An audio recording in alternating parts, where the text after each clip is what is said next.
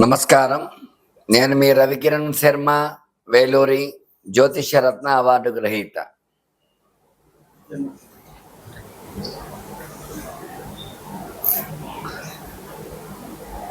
ఈ యొక్క మే 30వ తారీఖున శుక్రుడు వృషభ రాశిలోకి మారడం జరిగింది. మరి ఆదిత్యాది నవగ్రహాలకు అనుగుణంగా యొక్క రాసులు, వాటి స్వభావాలు, వాటి యొక్క ఫలితాలు అనేవి మనకు వస్తూ ఉంటాయి. అందులో భాగంగానే యొక్క శుక్రుడికి అధిష్టాన రాశి వృషభ రాశి, అంటే జన్మస్థానంలో యొక్క శుక్ర సంచారం. తులా వృషభ రాశ్యాధిపతి శుక్రుడు. ఈ యొక్క రెండు రాశులకి శుక్రుడు అధిపతి కాబట్టి వృషభ రాశి అంటే జన్మరాశిలో స్వక్షేత్రంలో శుక్ర సంచారం చేయటం. దీనివల్ల ఎట్లాంటి ఫలితాలు, ఎట్లాంటి శుభ ఫలితాలు వస్తాయి, ఏ ఏ రాశుల వారికి ఏ ఏ ఫలితాలు రాబోతున్నాయి అనే విషయాన్ని గురించి మనం తెలుసుకోవడం జరుగుతుంది. ఇందులో శుక్రుడు కలత్రకారకుడు. కలత్రము అంటే వివాహకారకుడు. వివాహం కాని వారికి వివాహం జరగాలన్నా, ఆడవారికైనా భృగు పాశుపత అభిషేకం అనేది ఉంది. అది చేసుకుంటే ఖచ్చితంగా వివాహం కాని స్త్రీ పురుషులకు వివాహం జరిగే యోగాలు ఖచ్చితంగా ఉంటాయి. అట్లాగే శుక్రుడు అన్యోన్య దాంపత్య సుఖజీవన కారకుడు. దంపతులు ఒకరికి ఒక అవగాహన శక్తి కలగాలంటే శుక్ర అనుగ్రహం ఉంటేనే కలుగుతుంది. లేదంటే ఆ శుక్ర అనుగ్రహం లేకపోతే మాత్రం ఖచ్చితంగా దంపతుల మధ్య మనస్పర్ధలు రావటము, చీటికి మాటికి గొడవలు పట్టము, విడిపోయేంత పరిస్థితి రావటము. శుక్ర బలం లేకపోతే దాంపత్యం అన్యోన్యంగా ఉండదు. అలాగే శుక్రుడు సంతానం కలగాలన్నా కూడా ఒక రకంగా కారకుడు.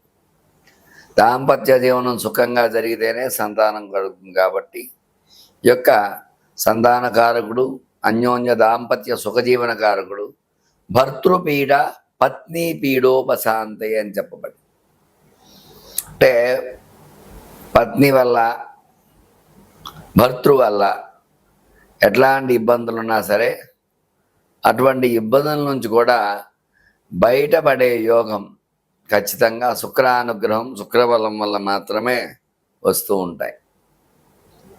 అలాగే ఈ యొక్క శుక్రుడు భోగ భాగ్య ఐశ్వర్య కారకుడు.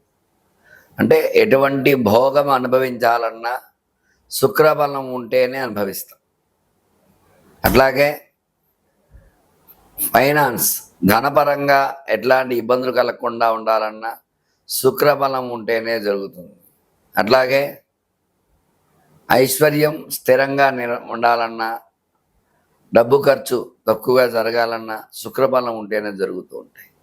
అందుకనే భోగ భాగ్య ఐశ్వర్యాలు, భోగం అనుభవించాలంటే శుక్రుడు అనుగ్రహం ఉండాలి. అట్లాగే ఈ యొక్క శుక్రుడు అనుకూలంగా ఉండేవారి పదవులు కూడా అట్లాగే ఉంటాయి. అలాగే ఏదైనా మంత్రి పదవులు, ఎమ్మెల్యే, ఎంపీ ఇట్లాంటి పదవులు రావటము, సినీ రంగం, అట్లాగే వైద్య రంగం, కలెక్టరు, ఐఏఎస్, ఐపీఎస్ ఆఫీసర్స్, ఇవన్నీ కూడా శుక్రబలం ఉంటేనే వస్తూ ఉంటాయి. శుక్రుడు యోగంలో ఉంటే ఖచ్చితంగా అట్లాంటి చదువులు చదివి మంచి యోగంలోకి వెళ్ళి మంచి మార్గంలో వెళ్ళడం జరుగుతుంది.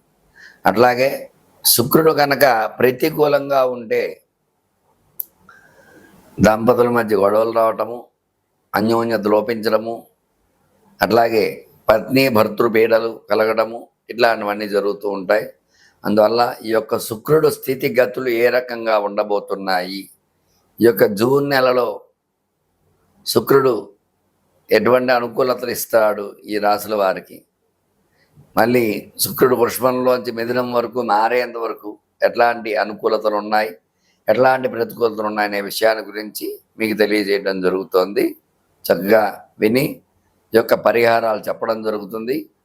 కన్యారాశి వారికి ఈ యొక్క శుక్రుడు మారడం వల్ల ఎలాంటి యోగాలు ఉంటాయి, ఎలాంటి అనుకూలతలు ఉన్నాయి, ఎలాంటి ప్రతికూలతలు ఉన్నాయి అనే విషయాల గురించి చెప్పడం జరుగుతుంది. కన్యారాశ్యాధిపతి బుధుడు శుక్రుడికి మిత్రుడు కాబట్టి ఈ యొక్క కన్యారాశి పర్యంతం కన్యా, తుల, వృశ్చికం, ధనస్సు, మకరం, కుంభం, మీనం, మేషం, వృషభం అంటే 9వ స్థానంలో ఉన్నాడు. 2వ స్థానం 9వ స్థానం కొంచెం మారక స్థానం అని చెప్పబడుతుంది. అందువల్ల ఈ యొక్క శుక్రుడితో ఇంకేమైనా గ్రహాలు లగ్నంలో కలిసినట్లయితే చిన్న ఇబ్బందులు పడాల్సి వస్తుంది.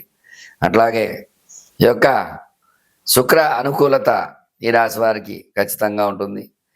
ఈ యొక్క రాశ్యాధిపతి బుధుడు అవడం వల్ల, బుధుడికి శుక్రుడు మిత్రుడు అవడం వల్ల అనుకూలతలు వచ్చే అవకాశాలు ఖచ్చితంగా ఉన్నాయి. వివాహం కాని స్త్రీ పురుషులకు ఖచ్చితంగా వివాహం జరుగుతుంది.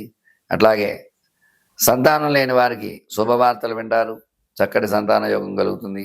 అట్లాగే వ్యాపార పరంగా చూసుకున్నట్లయితే వ్యాపారంలో లాభాలు ఆర్జించే అవకాశం ఉంటాయి, క్రయ విక్రయాలు చక్కగా జరుగుతూ ఉంటాయి. అట్లాగే రియల్ ఎస్టేట్ రంగంగా చూసుకున్నట్లయితే రియల్ ఎస్టేట్ రంగం అనుకూలంగా ఉంటుంది. రియల్ ఎస్టేట్లో అనుకున్న లాభాలు ఆర్జిస్తారు చక్కగా. అలాగే స్టాక్ మార్కెట్లో స్టాక్స్ పెరుగుతాయి, స్టాక్ మార్కెట్ ఆదాయం బాగుంటుంది. అట్లాగే సినీ పరిశ్రమ చూసుకున్నట్లయితే సినీ పరిశ్రమ అనుకూలించే యోగాలు ఉన్నాయి. ఎందువల్ల అంటే శుక్రుడు 9వ స్థానంలో ఉండడం వల్ల సినిమాలు తీసే సినిమాలు, మంచి సినిమాలు, సబ్జెక్ట్ ఉన్న సినిమాలు తీస్తారు. తద్వారా అనుకూలించే యోగాలు ఖచ్చితంగా ఉన్నాయి. సినీ పరిశ్రమ అనుకూలంగా ఉంటుంది. అట్లాగే ఈ యొక్క ఆరోగ్యపరంగా చూసుకున్నట్లయితే చిన్న ఇబ్బందులు వస్తాయి, ఆరోగ్య సమస్యలు ఉంటాయి. కొంచెం ఆరోగ్యపరంగా కొంచెం జాగ్రత్తలు వహించుకుంటూ ఉండాలి. అలాగే ఇంకా చెప్పవలసినట్లయితే వ్యవసాయ రంగం కూడా అనుకూలించే యోగాలు ఖచ్చితంగా ఉన్నాయి. వ్యవసాయంలో అనుకున్న పంట దిగుబడి ఖచ్చితంగా ఉంటుంది. అనుకూలమైన దిగుబడులు రావడము, తద్వారా అనుకూలించడము, లాభాలు ఆర్జించడం అవకాశాలు ఉంటాయి. అట్లాగే గతంలో చూసుకున్నట్లయితే ఇప్పుడు అన్ని అనుకూలించే అవకాశాలు ఖచ్చితంగా ఉంటాయి. మొత్తం మీద చూసుకున్నట్లయితే ఈ యొక్క రాశి వారికి అనుకూలతలు వచ్చే అవకాశాలు ఖచ్చితంగా ఉన్నాయి. వీళ్ళు ముఖ్యంగా లక్ష్మీ నృసింహ కరావలంబ స్తోత్రాన్ని ప్రతినిత్యము పారాయణ చేయటము, అట్లాగే స్వామివారికి విశేషముగా ఈ యొక్క వడమాల సమర్పించడము, అట్లాగే వడలు నైవేద్యం పెట్టడం ద్వారా ఖచ్చితంగా ఈ రాశికి అనుకూలతలు వచ్చే అవకాశాలు ఉన్నాయి. చూశారు కదండి ఈ యొక్క రాశి వారికి ఏ రకంగా ఉండబోతోంది, ఎలాంటి అనుకూలతలు, ఎలాంటి ప్రతికూలతలు ఉన్న విషయాన్ని చెప్పడం జరిగింది. చెప్పినవి పాటించి ఈ యొక్క దైవానుగ్రహం కలిగించుకుని శుక్రుడు మీకు అనుకూలంగా మార్చుకోగలుగుతారని కోరుకుంటూ, చూశారు కదండి ఈ శుక్రుడు ఏ రాశి వారికి ఏ రకంగా అనుకూలత ఇస్తున్నాడో, ఏ రకంగా ప్రతికూలత ఇస్తున్నారు. అట్లాగే గ్రహానుకూలత, గ్రహ బలం ఏ రకంగా ఉంటుందో దాన్ని బట్టే మానవుడి యొక్క స్థితిగతులు ఏర్పడుతూ ఉంటాయి. కాబట్టి ఈ యొక్క గ్రహ పరిశీలన ఖచ్చితంగా చేయించుకుని గ్రహానుకూలత చేకూర్చుకుంటారని, మీకు విద్య, ఉద్యోగము, వ్యాపారము, వ్యవసాయము, సినీ రంగము, రియల్ ఎస్టేటు, స్టాక్ మార్కెట్టు, ఆరోగ్యము, ఐశ్వర్యము, ఇటువంటి సంబంధించిన వ్యవహారాలు, అట్లాగే ప్రేమ వ్యవహారాలు, ఇట్లాంటివన్నీ చేసేవారికి భార్యాభర్తల అన్యోన్యత లోపించడం, ఇట్లాంటి విషయాలు అన్నింటిలో కూడా ఎట్లాంటి ఇబ్బందులు ఉన్నా సరే నా యొక్క నెంబర్ స్క్రీన్పై రోల్ అవుతూ ఉంటుంది. నా పేరు రవికిరణ్ శర్మ, వేలూరి జ్యోతిష్యరత్న అవార్డు గ్రహీత. ఖచ్చితంగా నా నెంబర్ను సంప్రదించినట్లయితే మీ జాతక పరిశీలన చేసి మీకు అనుకూలంగా తగినటువంటి పరిష్కారాలు, రెమెడీలన్నీ చాలా ఉన్నాయి. అవన్నీ చేసి మీకు గ్రహానుకూలత చేకూర్చి మీకు సత్ఫలితాలు వచ్చేలాగా చేయగలుగుతాను. అందువల్ల మీకు ఎలాంటి సందేహాలు ఉన్నా సరే నాకు కాల్ చేయండి. మీ రవికిరణ్ శర్మ, వేలూరి జ్యోతిష్యరత్న అవార్డు గ్రహీత. నమస్కారం.